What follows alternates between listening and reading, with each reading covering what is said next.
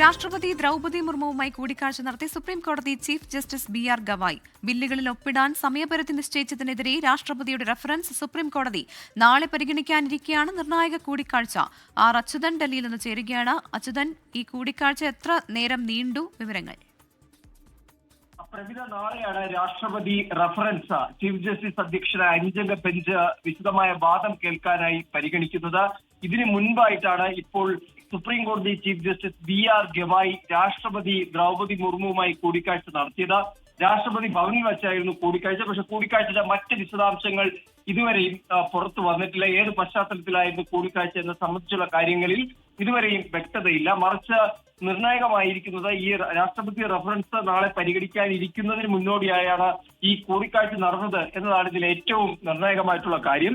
ബില്ലുകളിൽ തീരുമാനമെടുക്കാൻ രാഷ്ട്രപതിക്കും ഗവർണർക്കും സമയപരിധി നിശ്ചയിച്ചുകൊണ്ട് സുപ്രീം കോടതിയുടെ ജസ്റ്റിസ് ജെ.ബി. പർദിവാലയുടെ ബെഞ്ചായിരുന്നു ഒരു ഉത്തരവ് പുറപ്പെടുവിച്ചത്. ഈ ഉത്തരവിനെതിരെയായിരുന്നു രാഷ്ട്രപതി റഫറൻസ് നൽകിയത്. അതായത് സുപ്രീം കോടതിക്ക് അത്തരമൊരു തീരുമാനത്തിലേക്ക് എത്താൻ കഴിയില്ല എന്നതുൾപ്പെടെയുള്ള കാര്യങ്ങൾ ചൂണ്ടിക്കാട്ടിയായിരുന്നു രാഷ്ട്രപതി റഫറൻസ് നൽകിയത്. എന്തായാലും അതിന് വിശദമായ വാദം നാളെ ആരംഭിക്കാനിരിക്കെയായിരുന്നു ഡൽഹിയിൽ രാഷ്ട്രപതി ഭവനിൽ ഇപ്പോൾ ചീഫ് ജസ്റ്റിസ് ബി.ആർ. ഗവായ് രാഷ്ട്രപതി ദ്രൗപദി മുർമുവുമായി കൂടിക്കാഴ്ച നടത്തിയത്. പ്രവിധ. ശരി, ആർ. അച്യുതനാണ് വിവരങ്ങൾ നൽകിയത്. ലോകത്തെവിടെയായാലും ഏത് സമയത്തും 24 വാർത്തകളും ഓഗ്മെന്റഡ് റിയാലിറ്റി പാക്കേജുകളും എക്സ്പ്ലെയിനറുകളും വിശദമായി കാണാൻ ഞങ്ങളുടെ യൂട്യൂബ് ചാനൽ നിങ്ങൾക്ക് സബ്സ്ക്രൈബ് ചെയ്യാം.